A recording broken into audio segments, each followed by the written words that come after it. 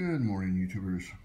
Wanted to show you a little bit of what I've done to restore these the speedometer. It's got a new face on it. It's a kind of a decal, but I'll hook this up here in just a second and show you that everything's working. So I got my speedometer fixed. I actually ended up buying another speedometer. I think I got it for about 25 bucks on eBay,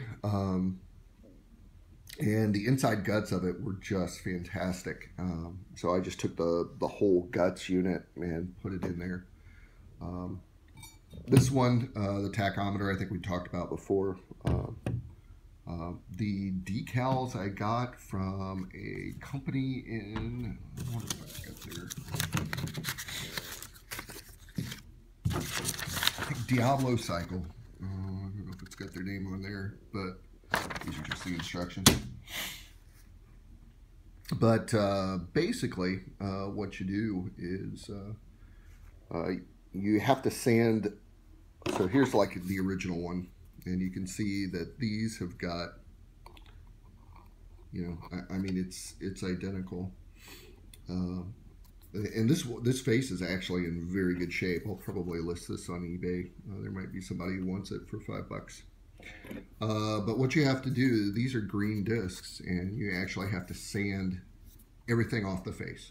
So I took 120 grit sandpaper, plopped that down, and just started going like that to sand it down so it's like this, all green. Then I hit it on the buffing wheel just to make sure it was all flat and smooth. Wiped it off with denatured alcohol. You could use rubbing alcohol or whatever, just to make sure it was all clean.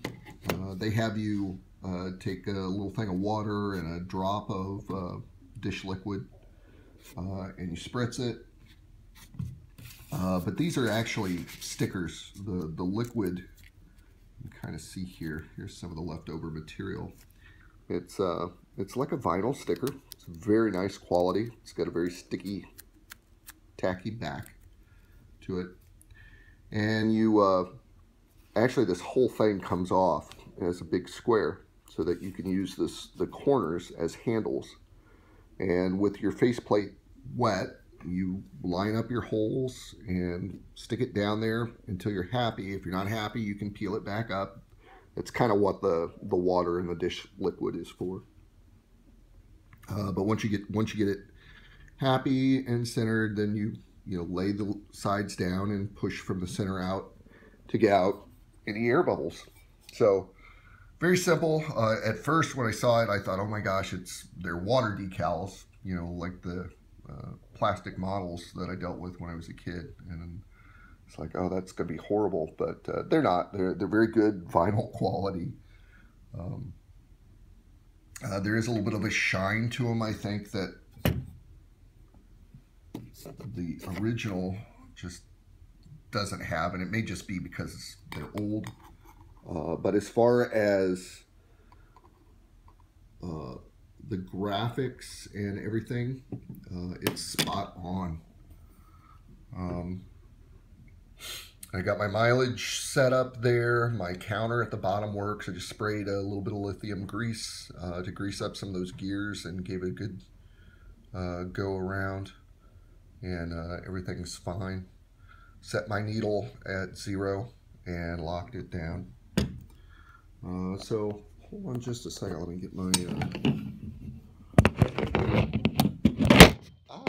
blackout.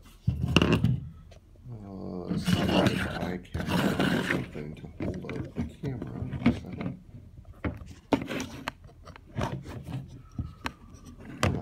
Here, stare at the table. It's pretty. I'll hook up this speedometer just to show you that everything is working. It's got it on the drill.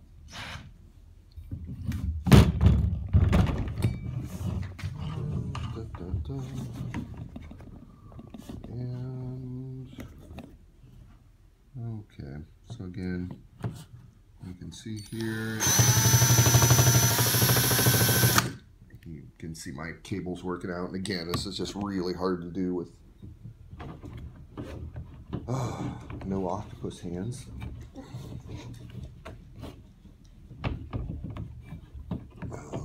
But I think you get the idea.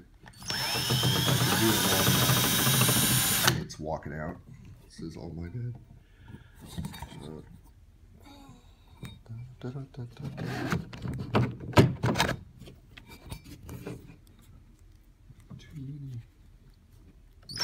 Ow.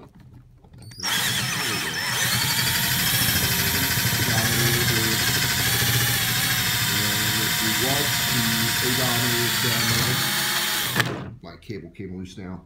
You'll see the odometers turn, but basically just showing that I have got the speedometer fixed up, and I think I showed the tachometer last time. So that was the big part of the work that I've done this week. As far as the bike, let's head out to the garage.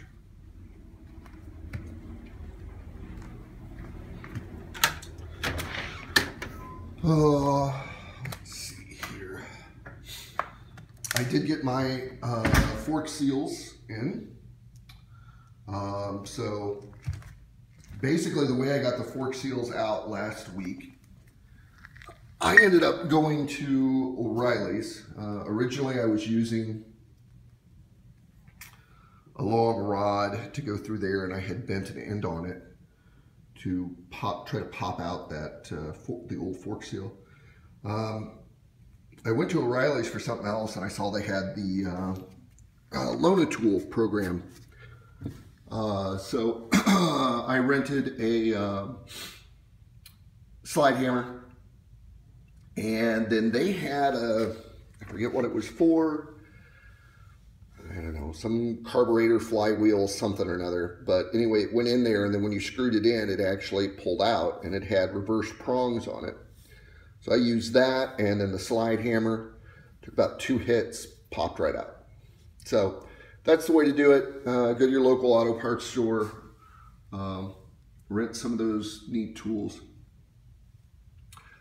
These are the new seals that I've got in there.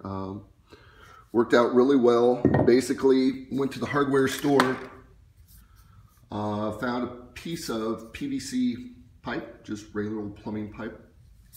And it was just a tad tall, so I just ground it down, set it up on my grinder, and ground it down a little bit. Yet we still had the thick, a thick enough wall here. And basically I took the end, and you can see here I've got a sacrificial wood piece put in there. And then the ground down side goes right into it, and you take a rubber mallet up here and pop, pop, pop, pop, and in it goes. You want to make sure that you oil up your seals so that they slip in nice and easy. So did that on both of these rear forks. So the seals are in. I started polishing them up, and I haven't finished yet. So I got a buffing wheel and some different rouges to start with that. Excuse me. This is just a, generic buffing wheel. I do not have a professional buffer that goes out and gives you all that extra space. And then basically you can get a package of these different colors. Black is like the emery, like an emery board cut. Brown is Tripoli. White is like your finish. You can go down, I think green is plastic, red is jewelers, and blue is glass. Or maybe that's another plastic. But they're all finer and finer grits. And you just load up your buffing wheel and go to town. So I've been buffing out some of the chrome on there. There's still some I was trying to get out. This is probably still not very... Yeah, it's hard to pick them up. I think you can kind of pick them up on camera.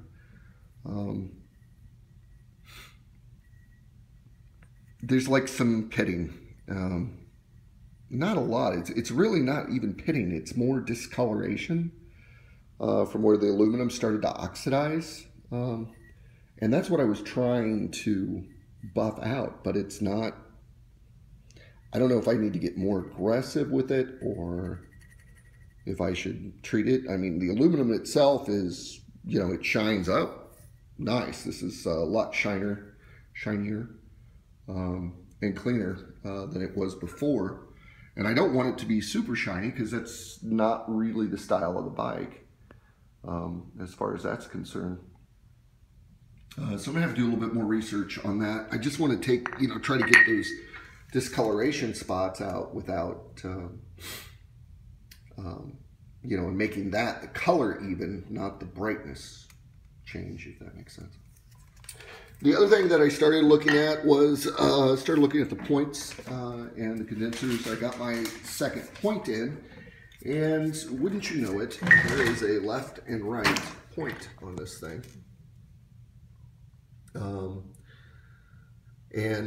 Yeah, I got 2 left points. So I'm gonna have to send one of them back. This is the new point, and to show you what I mean here. It has to do with this metal bracket. This is the left point, which is kind of straight, flat on the back, and you'll notice there's a little lip. You can see that semicircle lip down there on the gold color. The right one, which would be on this side, comes straight, and then its circle goes up, you know, a 1/16 of an inch or whatever. So I don't know if I'm going to be able to find that. I may just have to see. I can reuse, I think I can reuse these. Really haven't looked. Looks like that would come off. A little C-clip, and then the point itself could probably slide right off of there. And that screw would come out. So I probably don't need the assembly, but I need to find the point, and I don't know if the point is different, so I'll have to look here in a second. But anyway, regardless, I haven't gotten the points in, but I'm getting ready to get that done. And you can see I just put a couple marks on each side of where I took the points off, so that when I put them back on, I'm at least in the ballpark of where the timing and everything was. And the condenser unit right there just goes right down there, so that's good. I also did some research. Originally I was going to get I think I already packed it away, but the regulator, I got that new regulator, the electronic one that's supposed to replace these 2 units. Anyway, I got to looking at that this past week, and it does not, didn't even have the same type of connectors, too many wires, so I started asking some questions to the company I bought it off of. Very nice, easy to deal with, but it's just the wrong one. And they don't carry the one that I do need, of course. So I may do, since I've got these torn off, I may just do a little bit of troubleshooting on them, see if everything is going fine. When I had them on the bike and everything was hooked up into the wiring harness, I was getting some crazy ohm readings all over the place. And I fear that one of those is bad. These regulator rectifiers have to do with basically the charging, but then they also do the spark to the engine. And if you remember, I was having problems getting spark. Sometimes it would hit, sometimes it wouldn't. So I'll probably replace the points and the condenser there, put those back in, see if that fixes my spark problems. If it doesn't, then go back to troubleshooting those. Those could be rather expensive to get new old stock or even used ones on eBay. So I need to make sure which one is bad, if not both of them. And I may still end up getting a regulator. If you get, like I said, the one that I bought, and of course it was the wrong one, I think I paid $50 for it. They do sell HVC Cycle, Economy Cycle. Some of those companies sell the right one, but it's like 120 bucks, which I think is just a little bit insane. So if I can reuse those, I will. If I have to get something new, then I'll probably have to bite the bullet and buy the new style regulator from one of the cycle companies. I think last week I talked about the Aussie guy. He's working on a new bike. Peter Anderson is his name, if you want to look him up on YouTube. Really nice bloke. He's doing I think it's a Honda 250 now, in trade with another guy who's working on one of his cars, restored cars. So that's a good YouTube read if you want to see that. And he's tearing down the complete engine and everything again. I'm starting to seriously consider it, you know, maybe for this winter, tearing this whole thing down, checking, you know, just everything. It'd be a good winter project. But I got some miles to go before I sleep on that one. Other than that, I really haven't done a lot this week. I've been traveling again. Going to be traveling this next week too.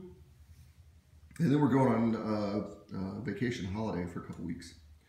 So you might not see a video after next week for a couple of weeks. But rest assured that work will continue here on this little Yamaha rd350. So thanks for watching, guys.